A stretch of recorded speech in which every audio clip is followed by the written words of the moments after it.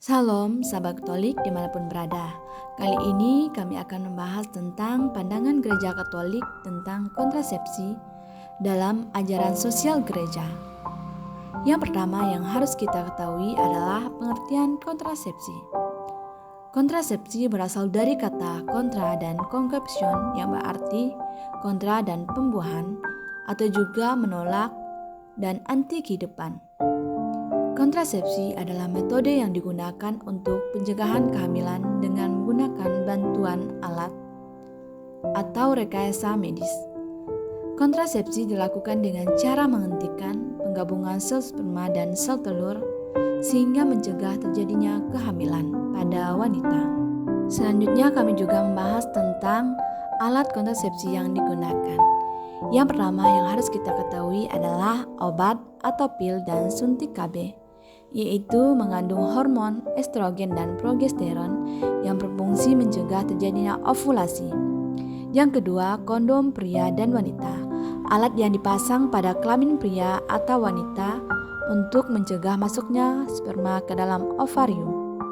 Yang ketiga, IUD atau intrauterine device, berbentuk seperti huruf T dan dipasang permanen pada rahim untuk menghalangi sperma dari proses pembuahan.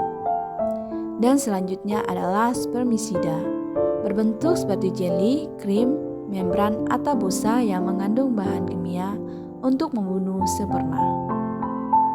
Yang selanjutnya yang harus kita ketahui juga adalah Undang-Undang Kontrasepsi. Badan Koordinasi Keluarga Berencana Nasional atau BKKBN berdasarkan Kepres nomor 8 tahun 1970 dan sebagai kepala BKKBN merupakan instansi pemerintah yang menaungi terkait kontrasepsi dan juga terdapat dalam pasal 28 Undang-Undang nomor 52 tahun 2009 tentang perkembangan kependudukan penyampaian informasi atau peragaan alat, obat, dan cara kontrasepsi yang dilakukan oleh tenaga kesehatan dan tenaga lain yang terlatih di tempat, dan dengan cara layak untuk kepentingan program KB, pencegahan PMS, pendidikan, dan ilmu pengetahuan. Selanjutnya, tujuan kontrasepsi. Tujuan kontrasepsi yang pertama adalah mendukung program pemerintah untuk mewujudkan keluarga berencana sesuai dengan tugas dan fungsi BKKBN. Yang kedua, yaitu salah satu tujuan dari program pemerintah tersebut yang mengendalikan jumlah penduduk untuk menekan angka kemiskinan, terutama di negara berkembang, salah satunya adalah negara Indonesia. Adapun tujuan lainnya yaitu untuk mencegah atau menunda kehamilan. Alat ini bekerja sebagai penghambat pertemuan sel sperma dan sel telur. Selain itu, kontrasepsi juga memiliki tujuan lain, yaitu menghambat pematangan sel telur serta mencegah penularan penyakit menular seksual.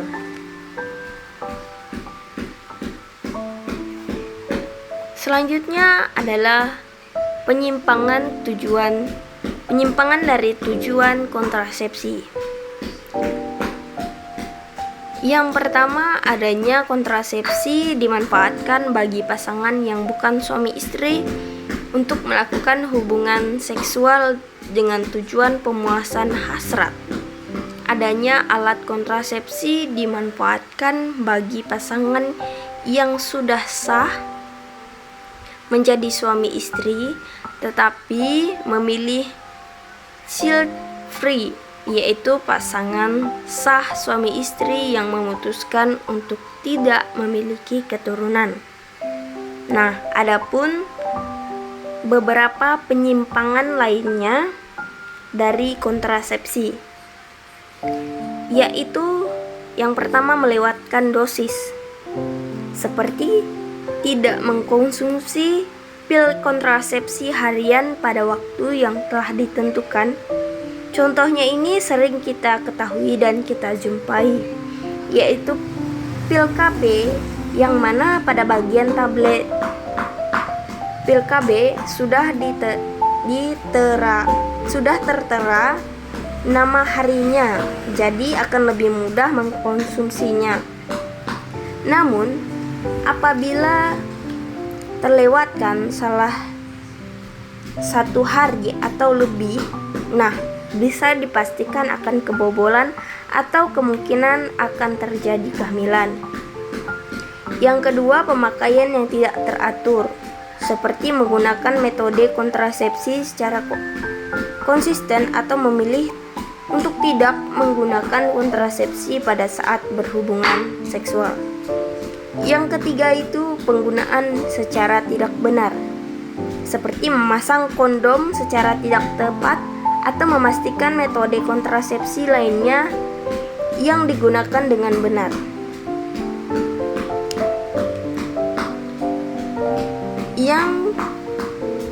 Yang keempat, yaitu kegagalan metode.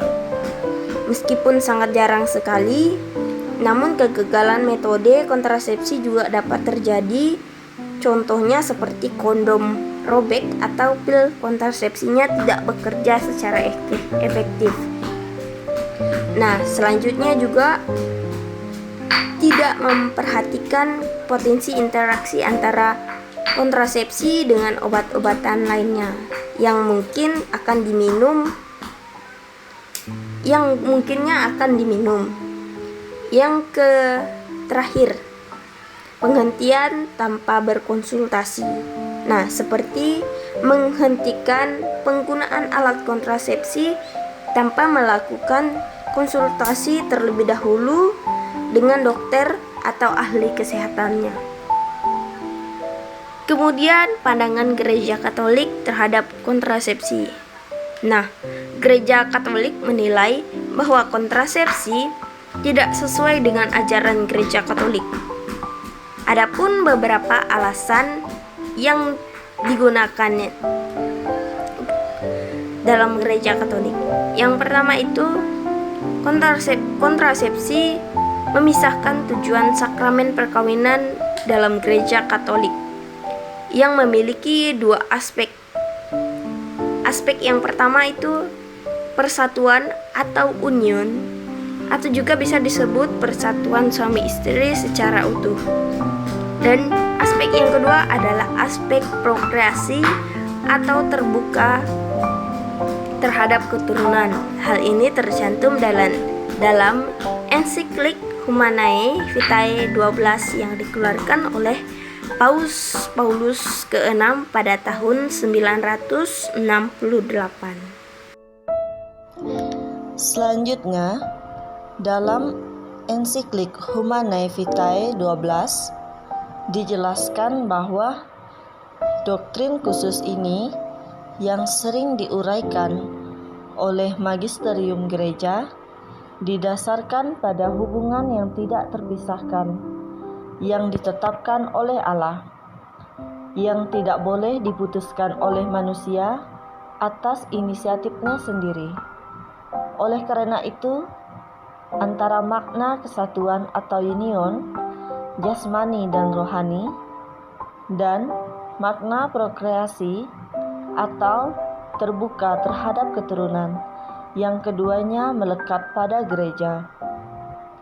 Selanjutnya, kontrasepsi mencemari martabat sakramen perkawinan dalam Gereja Katolik. Karena hal ini, pencemaran martabat sakramen perkawinan tersebut meliputi gila kenikmatan dengan melawan timbulnya keturunan.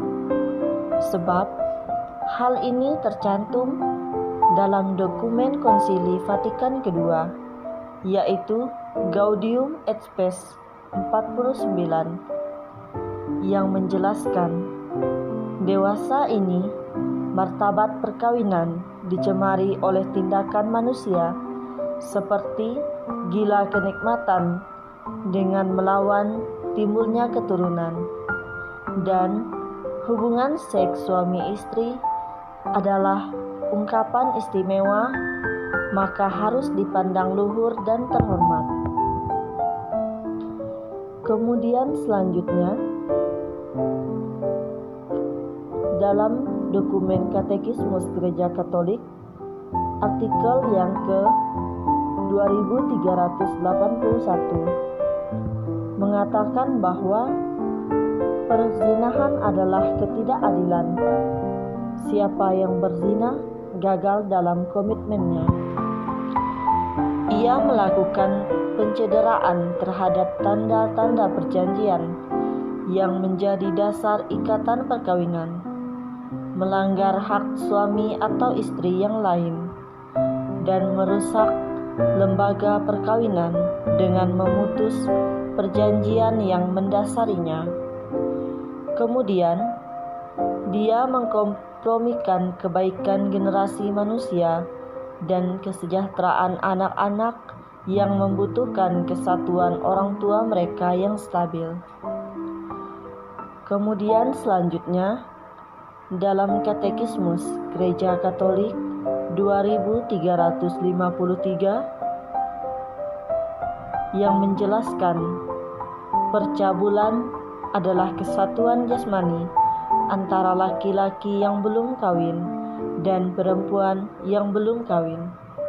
Kemudian hal ini sangat bertentangan dengan martabat pribadi dan seksualitas manusia yang secara alamiah diarahkan demi kebaikan pasangan dan generasi serta pendidikan anak-anak. Kemudian terlebih lagi, ini merupakan skandal besar bila terjadi korupsi di kalangan generasi muda. Yang selanjutnya adalah kontrasepsi yang merosotkan seksualitas manusiawi. Tindakan ini merupakan pemalsuan kebenaran inti cinta kasih dari sepasang suami istri. Hal ini terdapat dalam Familiaris Consortio ke-30 yang dikeluarkan oleh Paus Yohanes Paulus II pada tahun 1981. Dalam Familiaris Consortio tersebut, gereja menolak pelanggaran terhadap martabat manusia yang mengakibatkan pemerosotan seksualitas manusiawi, termasuk usaha para penguasa untuk mengembangkan kontrasepsi atau lebih buruk lagi, yaitu tindakan aborsi. Selanjutnya, kami juga membahas tentang kontrasepsi. Kontrasepsi membuka peluang tindakan perzinahan atau seks bebas. KGK 2353. Gereja mengutuk keras percabulan persatuan jasmani antara laki-laki dan perempuan yang belum menikah. KGK 2381. Dan juga perzinahan atau melakukan hubungan seksual ketika salah satu di antaranya sudah menikah atau memiliki pasangan dengan pihak lain. Sedangkan bagi pasangan yang menikah tidak mau memiliki anak, jelas melanggar tujuan sakramen perkawinan atau memisahkan aspek persatuan. Kontrasepsi juga dapat membuka peluang tindakan perzinahan ataupun seks bebas karena adanya pemisahan antara tindakan memperbanyak keturunan dan persatuan suami istri dalam hubungan seksual. Penggunaan kontrasepsi membuat pasangan merasa bebas untuk menikmati hubungan seksual tanpa perlu menghadapi konsekuensi kehamilan yang dapat menyebabkan mereka untuk melanggar ajaran gereja tentang moralitas seksual, termasuk perzinahan. Selain itu, bagi pasangan yang menikah tetapi tidak mau memiliki anak, penggunaan kontrasepsi juga dapat melanggar tujuan perkawinan menurut ajaran gereja, karena mereka memisahkan aspek persatuan dalam hubungan seksual. Ajaran gereja berbicara tentang keutamaan kesuburan dalam perkawinan dan menekankan pentingnya menjaga persatuan yang tidak terpisahkan dalam hubungan seksual. Oleh karena itu, penggunaan kontrasepsi dapat membuka pintu bagi tindakan perzinahan atau seks bebas dan juga bertentangan dengan tujuan sakramen perkawinan menurut ajaran gereja. Oleh karena itu, ajaran gereja menegaskan bahwa tindakan perzinahan dan penggunaan kontrasepsi adalah melanggar dalam pandangan moral gereja. Adapun kami juga membahas tentang solusi gereja Katolik. Jika pasangan suami istri harus mengatur kelahiran karena alasan fisik, psikologis, ataupun ekonomi, maka suami istri boleh melakukan keluarga berencana secara alamiah dengan memperhatikan siklus kesuburan pada istri. Hal ini dapat dilakukan dengan cara berpantang melakukan hubungan seksual pada masa subur. Keluarga berencana yang dilakukan secara alami membuat pasangan suami istri saling memahami, saling mengerti, dan menahan hawa nafsu, sehingga muncul pengendalian diri yang merupakan buah Roh Kudus. Adapun kami juga membahas tentang memahami siklus menstruasi, menggunakan perhitungan masa subur wanita, dan menghindari berhubungan seks pada masa subur, mengukur tingkat hormon dalam urin dengan hasil akurasi lebih dari 99%,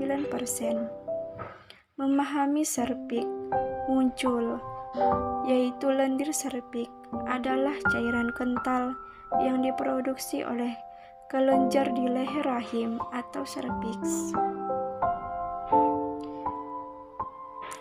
Gereja Katolik memperbolehkan pasangan suami istri untuk melakukan keluarga berencana secara alamiah jika mereka harus mengatur kelahiran karena alasan fisik, psikologi, ataupun ekonomi.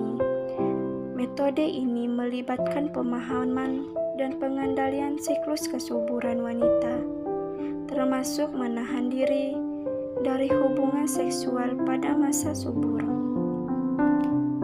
Metode ini juga melibatkan pemahaman tentang siklus menstruasi dan pengukuran hormon dalam urin, serta pemahaman tentang lendir serviks. Semua ini bertujuan untuk memahami kapan masa subur wanita dan menghindari hubungan seksual pada saat itu. Yang selanjutnya adalah alasan Gereja Katolik menolak adanya kontrasepsi. Gereja Katolik menolak kontrasepsi karena pandangan moralnya yang didasarkan pada ajaran-ajaran katekismus Katolik. Gereja meyakini bahwa tindakan kontrasepsi menghambat tujuan alami dari pernikahan dan mengganggu desain ilahi untuk pembentukan kehidupan. Pandangan ini mencerminkan nilai-nilai moral dan etika gereja terkait dengan keluarga, kehidupan, dan seksualitas. Kemudian Bapak Ibu, saudara-saudari yang terkasih dalam Tuhan kita Yesus Kristus, kesimpulan terkait video yang kita dengarkan pada hari ini mengenai pandangan Gereja Katolik tentang kontrasepsi. Gereja Katolik menilai bahwa kontrasepsi tidak sesuai dengan ajaran Gereja Katolik. Pertimbangannya antara lain, yang pertama adalah memisahkan tujuan sakramen perkawinan. Yang kedua, mencemari martabat sakramen perkawinan. Yang ketiga, memerosotkan seksualitas manusiawi. Yang keempat, membuka peluang tindakan perzinahan atau seks bebas. Solusi yang diberikan oleh Gereja Katolik adalah keluarga berencana secara alamiah dengan memperhatikan siklus kesuburan pada istri. Bapak, Ibu, Saudara-saudari terkasih dalam Tuhan kita Yesus Kristus, sekian pembahasan dari kami mengenai pandangan Gereja Katolik mengenai kontrasepsi. Semoga dengan mendengarkan serta menyimak video ini, kita mendapat pengetahuan yang akan lebih berguna bagi kita di kemudian hari. Dan semoga kita selalu tumbuh dalam semangat cinta kasih. Tuhan Yesus memberkati.